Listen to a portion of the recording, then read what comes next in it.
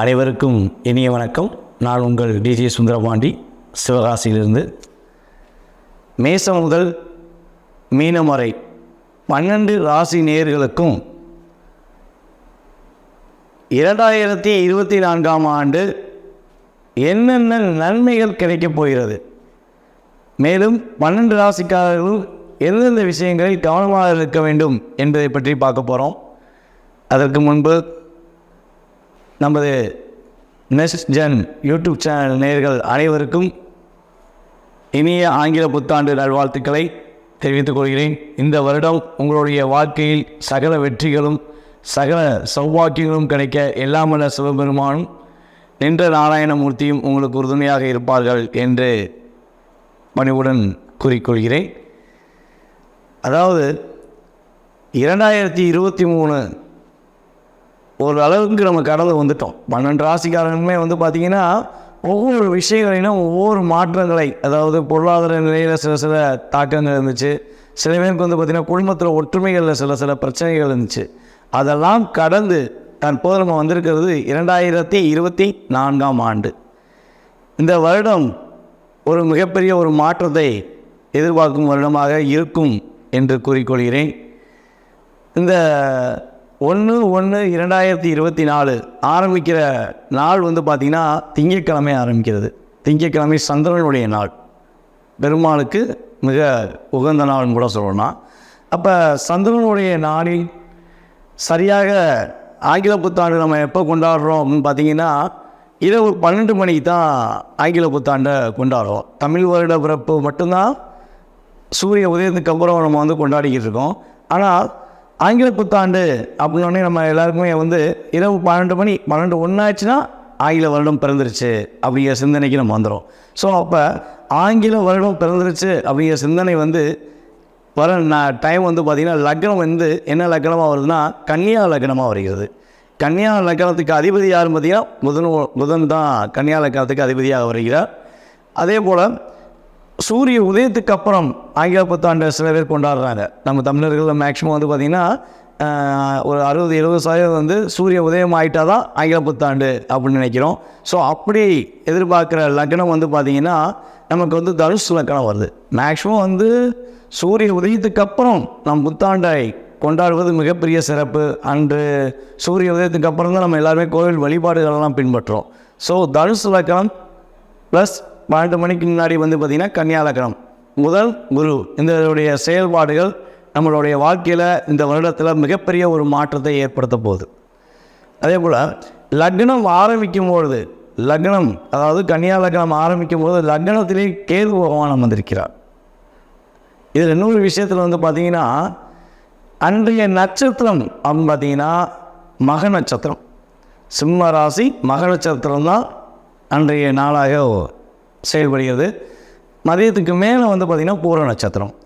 அப்போ இங்கேயும் கேது பகவானும் தன்னுடைய ஆதிக்கத்தை செலுத்துகிறார் என்று பார்க்கிறோம். அப்போ இந்த வருடத்தில் மிகப்பெரிய முக்கிய கிரகங்களான புதன் மற்றும் குரு, கேது, இந்த கிரகங்களின் நினைவுகள் தான் செயல்பாடுகள் மூலமாக தான் இந்த வருடம் நகரப்போகிறது என்பதை தெளிவாக புரிந்து கொள்ள முடியும். சோபகிருது வருடம் மார்கழி மாதம் 16ஆம் தேதி திங்கட்கிழமை 1/1/2024 ஆரம்பிக்கிற இந்த வருடத்தில் கிரகங்கள் எந்தெந்த நிலையில் இருக்கின்றன என்பதை பற்றி முழுமையாக பார்த்துக்கொள்வோம். அதற்கு பிறகு இந்த வருடத்தின் பலன்கள் 12 ராசிக்காரர்களுக்கும் என்னென்ன நன்மைகள் ஏற்பட போகிறது, மேசம் முதல் மீனம் வரை நம்மளுடைய 12 ராசி நேயர்களும் எந்தெந்த விஷயங்களில் கவனமாக இருக்க வேண்டும், எந்தெந்த மாதங்களில் தன்னுடைய வாழ்க்கையை சிறப்பாக செயல்படுகிறார்கள் என்பதை பற்றி முழுமையாக பார்ப்போம். இந்த வருடத்தின் ஆரம்பத்தில் மேச ராசியில் குரு பகவான் அமர்ந்திருக்கிறார். ஜனவரி மாதம் முதல் ஏப்ரல் இறுதி வரையும் மேச ராசியில் தான் குரு பகவான் அமர்ந்திருப்பார். மே மாதம் ஆரம்பத்திலிருந்து குரு பகவான் உங்கள் ராசிக்கு 2ஆம் இடமான ரிஷபராசிக்கும் நுழைவார்.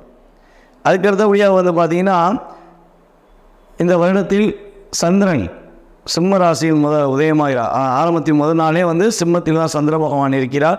அதே போல் பார்த்திங்கன்னா கன்னியில் கேது பகவானும் விருச்சகத்தில் புதன் பகவானும் சுக்கிர பகவானும் இந்த வருடத்தின் ஆரம்பத்தில் அமர்ந்திருக்கிறார்கள். அதுக்கடுத்தபடியாக தனுசில் சூரியன் செவ்வாய், மிகப்பெரிய ராஜ கிரகமான சூரியனும் செவ்வாயும் இந்த வருடத்தில் காலபுருஷன் ராசியான 9ஆம் இடத்தில் தனுசு ராசியில் அமர்ந்திருக்கிறார்கள்.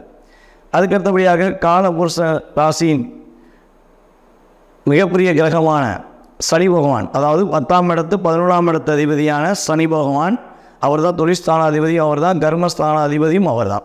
ஸோ அந்த சனி பகவான் கும்ப ராசியில் அமர்ந்திருக்கிறார் ஆரம்பத்தில். அதாவது கிட்டத்தட்ட 2024 முழுவதுமே கும்பத்தில் தான் சனி பகவான் இருப்பார். அதேபோல் ராகு பகவான் காலபுருஷ ராசியான 12ஆம் ராசி மீன ராசியாக வருகிறது. அந்த மீன ராசியில் ராகு பகவான் அமர்ந்திருக்கிறார். இதுதான் கிரகத்துடைய செயல்பாடு தன்மைகள். இந்த நவ கிரகங்கள் 9 கிரகங்களும் எங்கே அமர்ந்திருக்கிறார்கள், அதனை வைத்துதான் உங்களுடைய வாழ்க்கையில் சில மாற்றங்கள், சில நன்மைகள் ஏற்பட போகிறது என்பதை கணித்து உங்களுக்கு தெளிவாக குறிப்பிடுகிறேன். அதாவது ஒவ்வொரு வருடமும் பார்த்திங்கன்னா, போன வருடமாக 2023 கிட்டத்தட்ட ஒரு 3 கிரகங்கள் இடவிட்டு இடம் மாறினார்கள். அதாவது குரு பகவானும் பார்த்திங்கன்னா மீனத்திலேருந்து மேசத்துக்கு வந்தார். 2023 மீனத்திலேருந்து மேசத்துக்கு வந்தார்.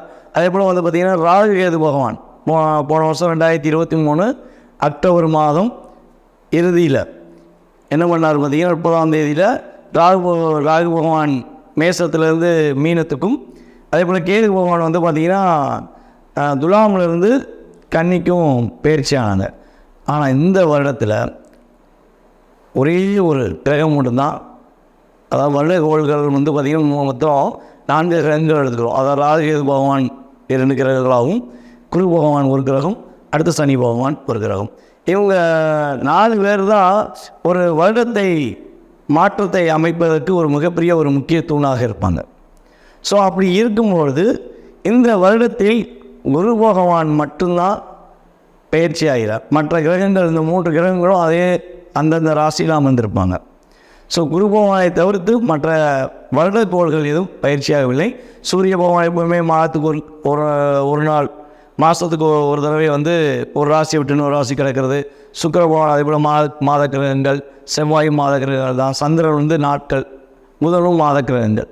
இந்த நாட்கள் கிரகங்கள் மாத கிரகங்களால் சில மாற்றங்கள் தான் ஏற்படும். ஆனால் இந்த வருட கோள்கள் மாற்றம் அடையும்போது தான் நம்மளுடைய ஒவ்வொருவருக்குமே ஒரு மிகப்பெரிய மாற்றத்தை எதிர்பார்த்து காத்திருப்போம். எப்படா குரு பயிற்சி நடக்கும், குரு பயிற்சி நடந்தால் நம்மளுடைய வாழ்க்கையில் மாற்றம் வந்துடுமே, குரு பார்வை கிடைத்தால் கோடி புண்ணியம் கிடைக்குமே அப்படிங்கிற ஒரு சிந்தனையில் இருப்போம்.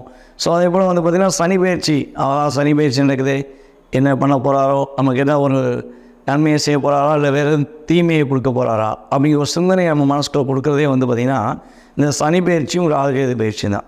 இதில் இந்த சனி பகவான் பார்த்திங்கன்னா உங்கள் கூட இருக்கவங்க யார், அவங்களுடைய செயல்பாடு என்ன, உங்களுடைய கர்மா செயல்பாடுகளில் உள்ள தன்மையை பொறுத்து உங்களுடைய வாழ்க்கையில் ஏற்றம் இறக்கத்தை கொடுப்பார். ஆனால் அவர் ஒரு பாடத்தை கொடுத்தாருன்னா, பாடம் புகற்றினார்னா அதில் உங்களுக்கு நன்மைகளும் இருக்கும்.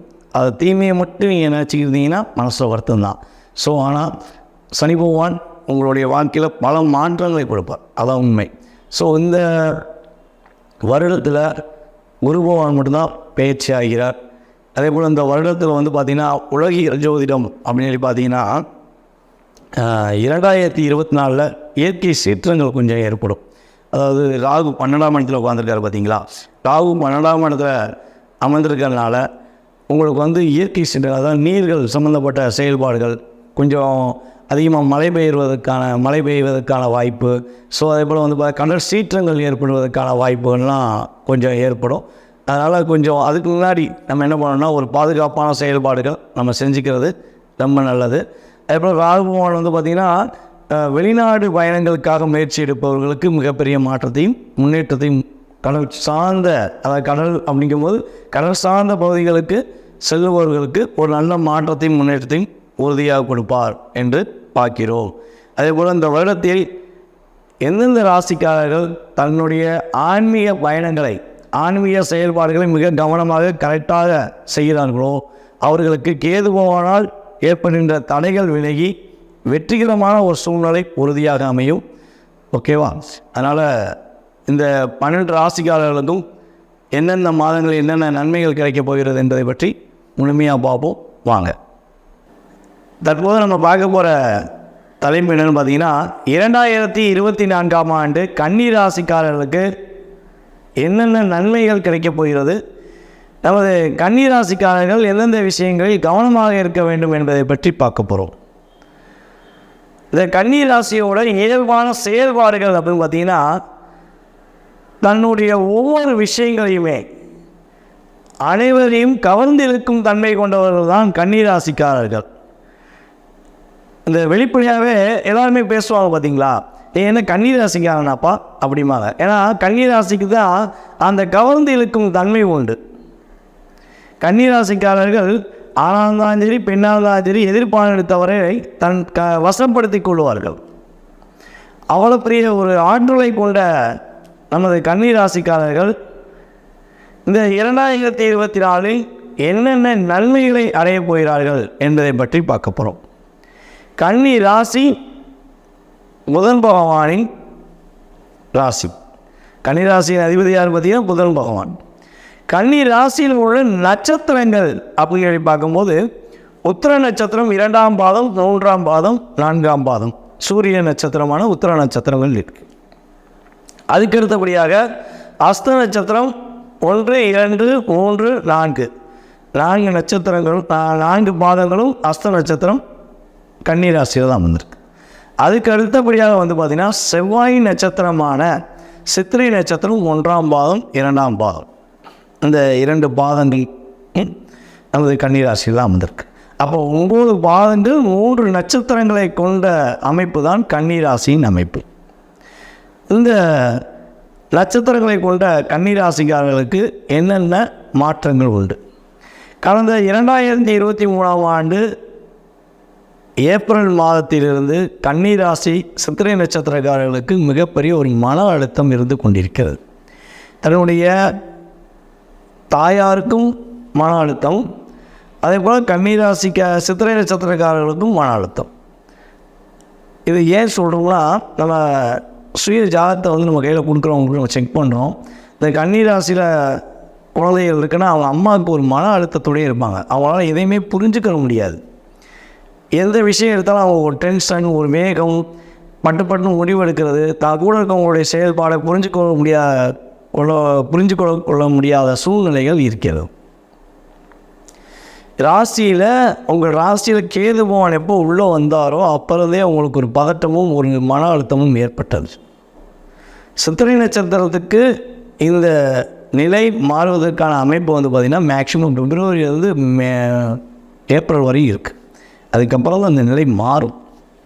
அது தண்ணி கொஞ்சம் நிதமான ஒரு சுலபமான தன்மை தான் இருக்குது. அதுக்கு பிறகு இந்த நிலை கொஞ்சம் மாறுவதற்கான அமைப்பு உண்டு. டோட்டலாகவே ரிலீஸ் அப்படின்னு பார்த்திங்கன்னா இந்த கேது உங்களை விட்டு கலந்து போன பிறகு தான். ஆனால் அதுக்கு ஒரு மிகப்பெரிய ஒரு செயல்பாடு நடைபெற போகிறது. இந்த வருடத்தில் ஏற்படுகின்ற மிகப்பெரிய சுபகிரகமான குரு பயிற்சி மூலம் கன்னி ராசிக்கு ஒரு நிம்மதி உண்டு, ஒரு ஆறுதல் உண்டு. ஏன்னா எப்போயுமே வந்து பார்த்திங்கன்னா பிரச்சனையவே நம்ம எதிர்கொண்டுக்கிட்டு இருக்கும்போது ஒரு சப்போர்ட்டாக ஒருத்தன் வந்து நான் உனக்கு உதவி செய்கிறேன் அப்படின்றவங்க நமக்கு என்ன பண்ணோம், ஒரு நிம்மதி கிடைக்கும்ல. அப்பாடி நமக்கு உதவுறதுக்கு ஒரு ஆள் இருக்காங்க அப்படின்னு நம்ம நினைப்போம் பார்த்தீங்களா. அதே மாதிரி தான் கன்னி ராசிக்கு ஒரு உதவுறேன் அப்படிங்கிற தன்மையில் குரு பகவான் தன்னுடைய பார்வையை மூலமாக உங்களை ரிலீஸ் பண்ண போகிறார். கொஞ்சமாச்சும் அந்த தாக்கத்துலேருந்து ஒரு 80% உங்களை ரிலீஸ் பண்ண போகிறார்.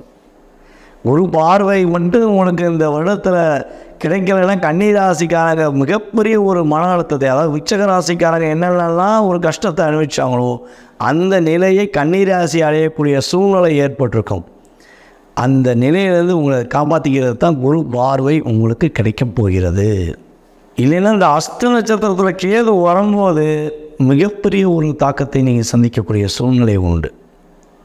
அப்போ குரு உள்ள ரிஷபராசிக்குள்ள உள்ள நுழைஞ்சு உள்ள ட்ராவல் பண்ணும்போது கரெக்டாக உங்களுக்கு மாற்றங்கள் உண்டு.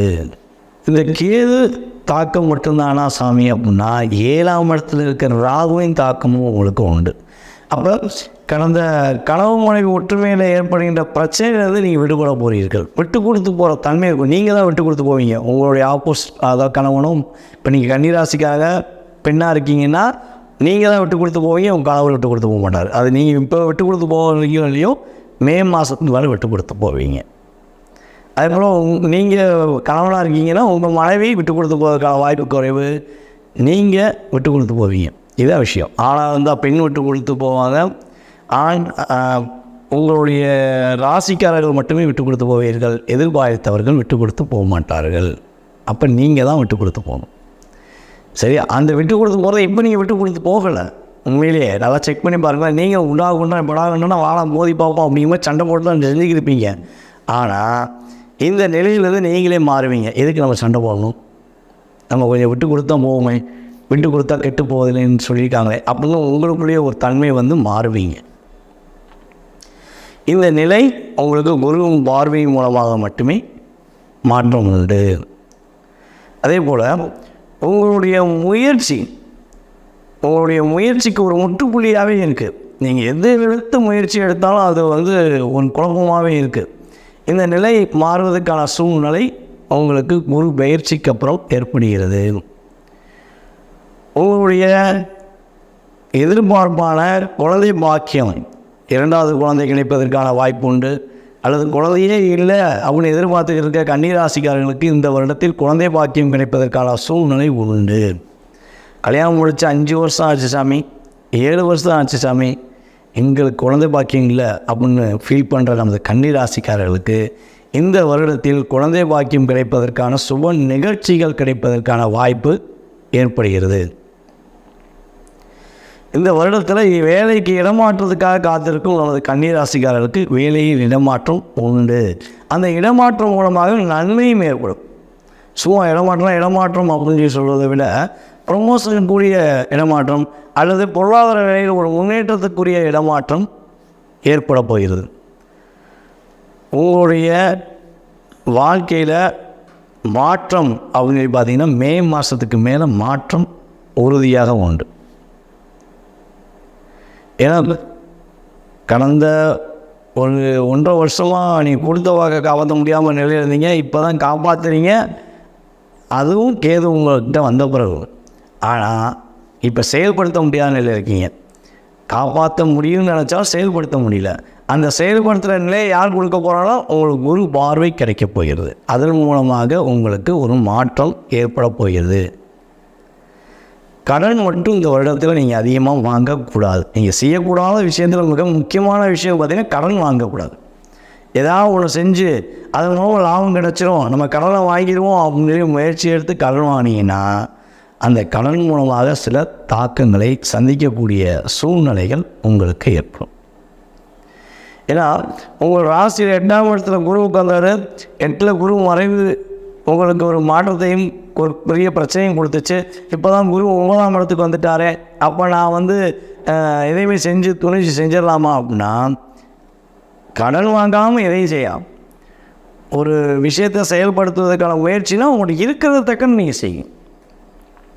பெருசாக செய்யணும்னு ஆசைப்பட்டு கடன் வாங்கிட்டீங்கன்னா அந்த கடனை அடைப்பதற்காக நீங்கள் போராட வேண்டிய சூழ்நிலை அடுத்த வருஷத்தில் ஏற்பட்டுரும். ஸோ அந்த நிலையை நீங்கள் சரி செய்யணும்னா கடன் வாங்குவதை நிறுத்திவிடுங்கள். புதுசாக கடன் வாங்கி ஒரு விஷயம் செய்யணுங்கிறத எடுக்காதீங்க. புதுசாக ஒரு பார்ட்னர்ஷிப் சேர்த்து செய்யலாமா சாமி, கடன் வாங்கக்கூடாதுன்னு சொல்லிட்டீங்க. அப்போ நான் புதுசாக ஒரு பார்ட்னர்ஷிப் சேர்த்துக்கலாமா, பார்ட்னர்ஷிப் மூலமாக நான் ஒரு முன்னேற்றத்தை காண முடியுமானா கண்டிப்பாக இந்த வருடத்தில் பார்ட்னர்ஷிப் கன்னிராசிக்காரர்களுக்கு உறுதியாக ஒரு பெரிய ஒரு முன்னேற்றத்தை கொடுக்காது.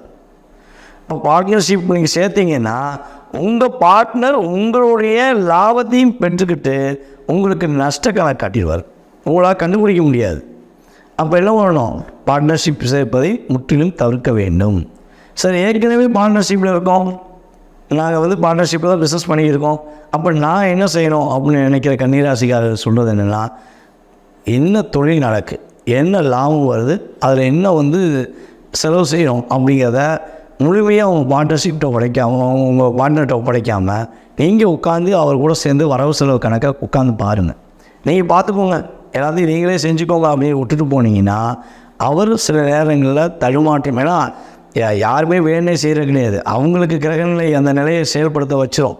அப்போ என்ன பண்ணுவாங்க, அவங்க உங்களுக்கு சாதகமாக இல்லாமல் பாதகமாக செஞ்சுருவாங்க. அப்போ இந்த நிலையை சரி செய்வதற்கு என்ன செய்யணும், நீங்கள் உங்கள் தொழில் மேலே ஒரு அக்கறை செலுத்தணும், உங்களுடைய வேலை மேலே நீங்கள் கவனம் செலுத்தணும். அப்படி நீங்கள் கரெக்டாக கவனம் செலுத்தி செஞ்சிட்டிங்கன்னா பார்ட்னர்ஷிப்னால் ஏற்பட போகின்ற ஏமாற்றத்திலிருந்து நீங்கள் உங்களை காப்பாற்றி கொள்ளலாம். சரியான பாதை, சரியான திட்டமிடுதல் நமது கன்னி ராசிக்காரர்களுக்கு இந்த 2024 ஒரு வெற்றிகரமான ஒரு வருடமாக, ஒரு மகிழ்ச்சியான ஒரு வருடத்தை உருவாக்குவதற்கு உறுதுணையாக இருக்கும். ஆனால் மே மாதம் வரை கொஞ்சம் நிதானம் தேவை. இந்த வருடத்தில் நமது கன்னிராசிக்காரர்கள் வழிபாடு செய்ய வேண்டிய, கரெக்டாக கடைபிடிக்க வேண்டிய வழிபாடு முறை அப்படின்னு பார்த்தீங்கன்னா, கால பைரவர் வழிபாடு உங்களுக்கு மிக மிக முக்கியமாக இருக்கும்.